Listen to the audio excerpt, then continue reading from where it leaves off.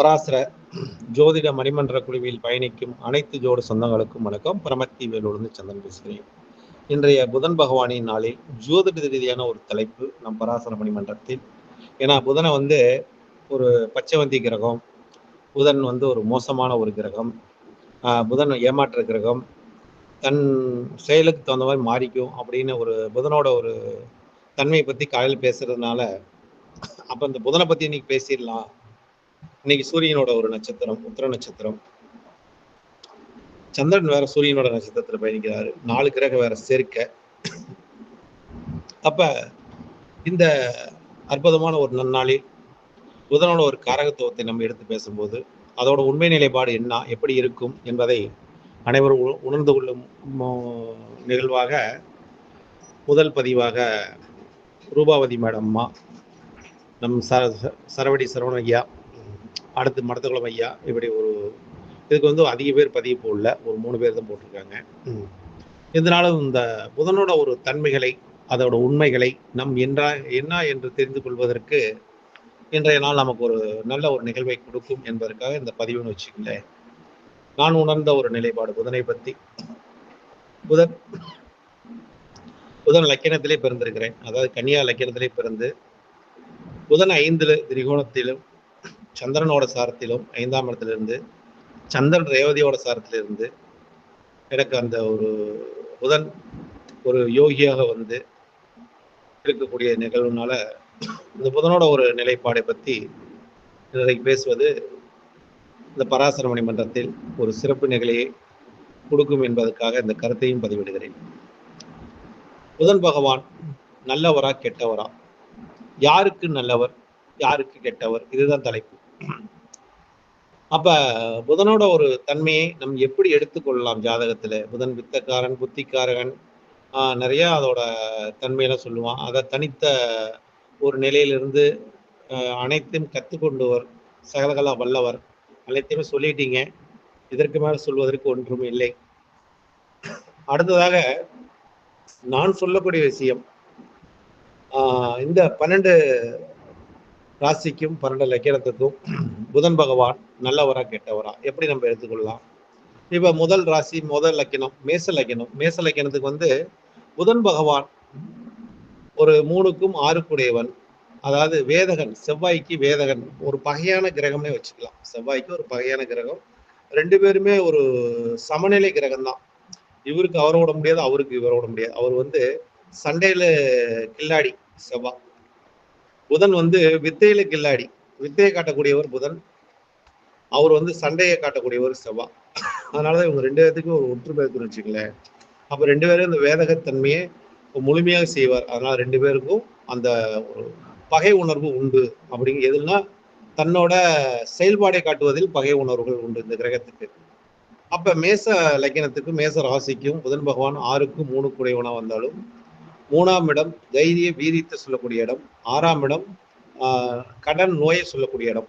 அப்போ ஒரு ஜாதகத்துக்கு 6ஆம் இடம் வளர்த்துச்சுன்னா கடன் நோயை கொடுத்துரும், புதனால பிரச்சனை வந்துடும், வம்பு வழக்கு வந்துடும். இதெல்லாம் மேச லக்கினக்காரங்க புதனுக்கிட்ட எப்பவுமே கொஞ்சம் கவனமாக தான் இருக்கணும்.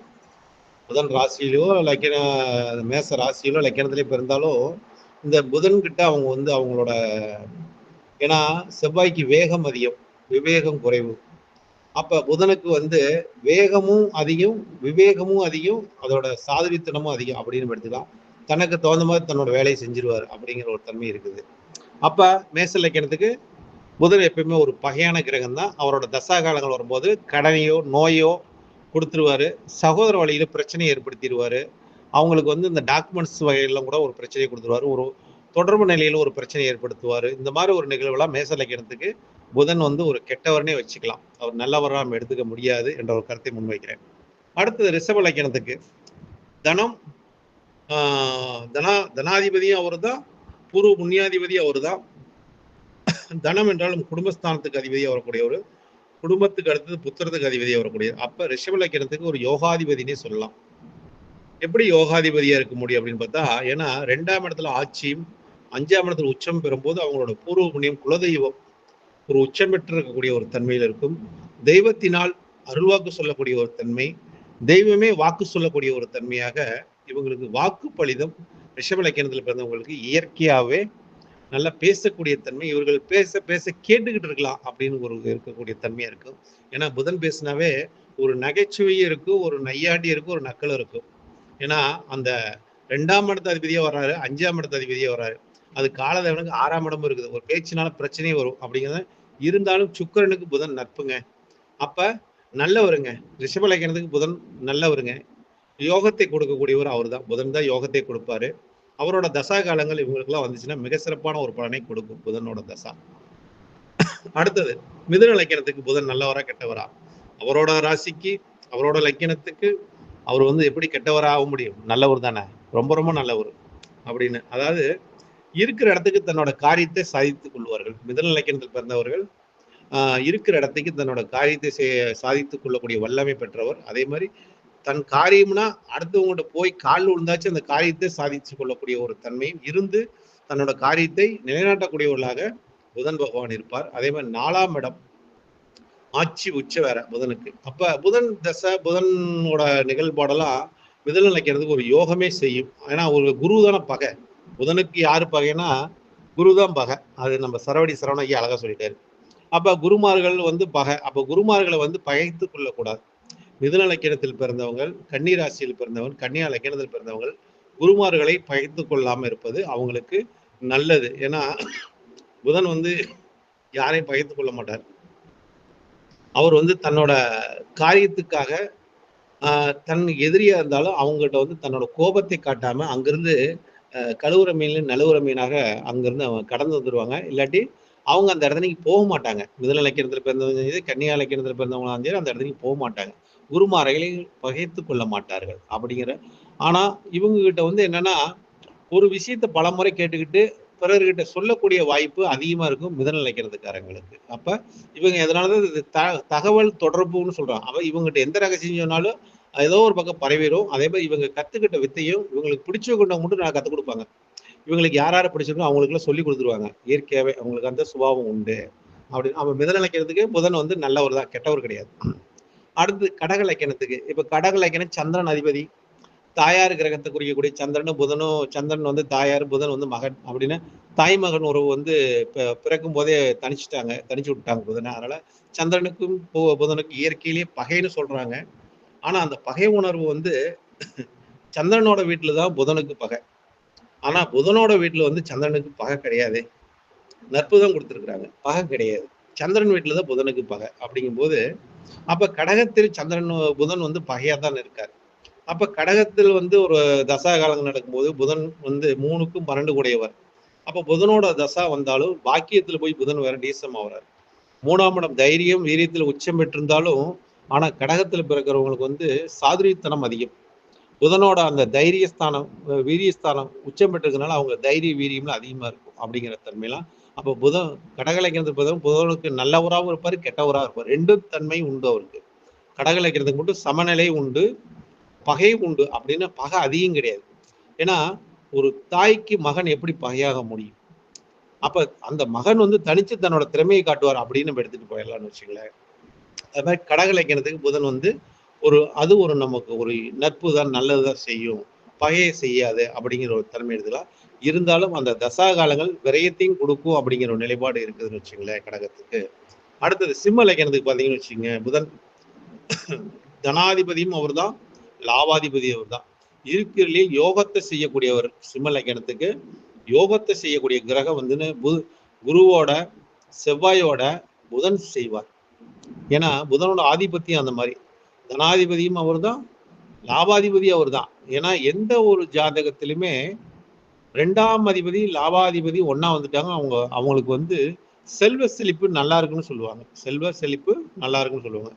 அப்ப புதனுக்கு வந்து அந்த சூரியனோட ஆட்சி அதிகாரம் பண்ணக்கூடிய தன்மையெல்லாம் இருக்கிறதுனால சிம்மத்துக்கு இந்த புதனோட ஒரு செல்வாக்கும் சொல்வாக்கும் உயர்ந்து நிற்கும். அவங்களுக்கு அந்த அதிகாரத்தன்மையில் உயர்ந்து நிற்கும். அப்போ புதனோட வந்து நன்மையே செய்வார், நல்லவர் தான். சூரியனுக்கு மிகப்பெரிய ஒரு அருகில் இருக்கக்கூடிய கிரகம். அஸ்தாங்கமானால் தன்னோட பலத்தை சூரியனுக்கு கொடுக்கக்கூடிய தன்மை, வக்கரமானால் பலத்தை கொடுக்கக்கூடிய, அதாவது சூரியனுக்கு பின்னாடி இருந்தாலும் பலம், முன்னாடி இருந்தாலும் பலங்கிற மாதிரி அந்த 2 பலத்தையும் வாரி வழங்கக்கூடியவர்களாக புதன் இருக்கார். அப்ப சூரியனுக்கு நட்பான கிரகமும் அவர் தான், நன்மை செய்யக்கூடியவரும் நல்லவரும் அவர் தான். கன்னியா இலக்கணத்துக்கு புதன் இருக்கு இல்லையா, ஒரே வீட்டுல ஒரு ஆட்சி உச்ச மூல திரிகோணம் பெறக்கூடிய ஒரே கிரகமானு கேட்டீங்கன்னா 12 ராசி கட்டத்திலேயே புதனுக்கு மட்டும்தான் முக்கியத்துவம் உண்டு வச்சுங்களேன். அந்த முக்கியத்துவம் கன்னியா ராசிக்கு உண்டு. அந்த கன்னியா ராசிக்கு புதன் மிகப்பெரிய ஒரு யோகாதிபதியும் அவர் தான். அதாவது மிகப்பெரிய ஒரு தன்னோட வேலைகளை மிக சிறப்பாக நடத்தக்கூடியவர் அவர் தான். அதாவது இவர்கிட்ட ஆலோசனை கேட்டு செய்வங்கெல்லாம் இந்த மிகப்பெரிய வளர்ச்சி அடைவாங்க. இவங்களோட ஆலோசனை ஒரு இலவசமா கூட கொடுப்பாங்க அப்படிங்கிறது. ஏன்னா கன்னி நம்ம காலதேவன் காலபுருஷ தத்துவ ரீதியாக பொன்னியாசாமி அவர் சொல்லுவாங்க, கன்னியும் கலங்கரை விளக்கம்னு சொல்லுவார். அந்த கன்னியும் கலங்கரை விளக்கம்னு சொல்லும்போது இந்த கலங்கரை விளக்கம் வந்து அந்த மற்றவங்கள வழிகாட்டுமா. அது மாதிரி கன்னியா லக்கணம் வந்து வழிகாட்டக்கூடிய ஒரு லக்கணம்.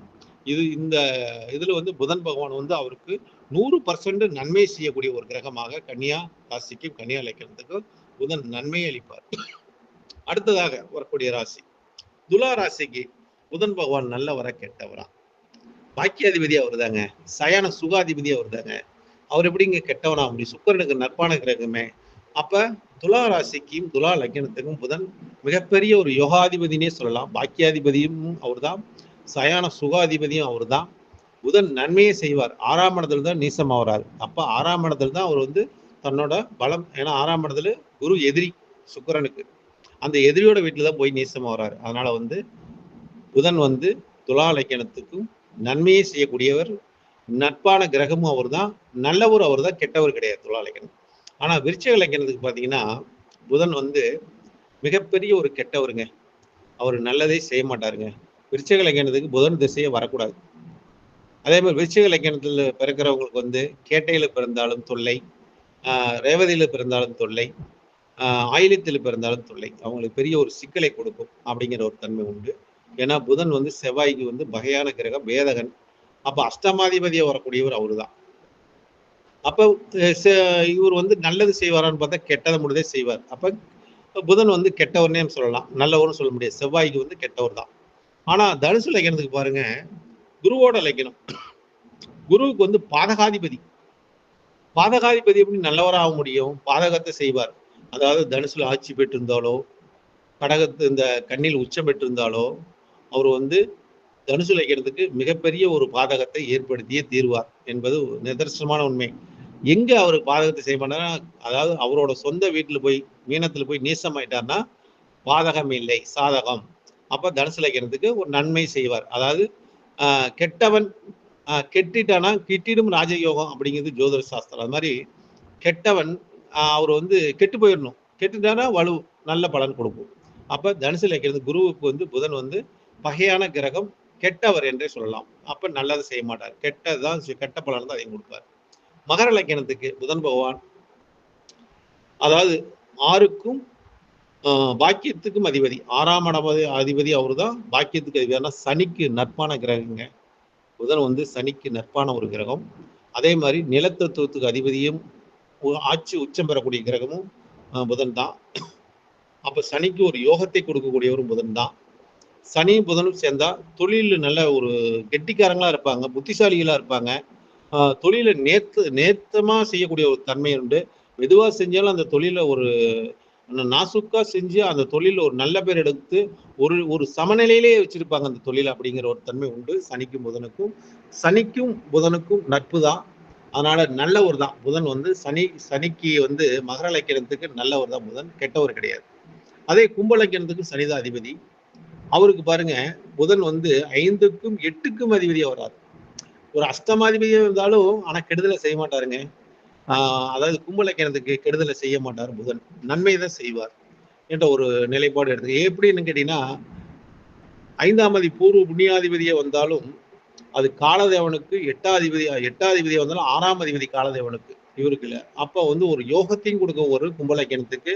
அதனால மறைமுகமான ஒரு வேலைகளை, ரகசியமான வேலைகளை செய்யக்கூடியவர்களாக கும்பலக்கணத்தில் பிறந்தவர்களுக்கு இந்த புதன் திசை அவங்களுக்கு வந்து ரகசிய அதிகாரியா கூட இருப்பாங்கன்னு வச்சுங்களேன். அந்த மாதிரி ஒரு தன்மையெல்லாம் இவங்களுக்கு உண்டு. அப்ப கும்பலக்கணத்துக்கு புதன் பகவான் நல்லவரே என்ற ஒரு கருத்தை முன்வைக்கிறேன். அப்ப மீன லக்கணத்துக்கு, மீன ராசிக்கு புதன் நல்லவரா கெட்டவரா? மிகப்பெரிய ஒரு கெட்டவருங்க, மோசமானவருங்க. ஏன்னா 4ஆம் அதிபதி சுகாதிபதி அவர் தான். 7ஆம் அதிபதி கலசஸ்தானாதிபதியா, 4ஆம் அதிபதி ஆட்சி பெற்றிருந்தாலும் வீடு, வாசல், வண்டி, வாகனம் இது எல்லாம் இழக்கக்கூடிய தன்மை வந்துடும்.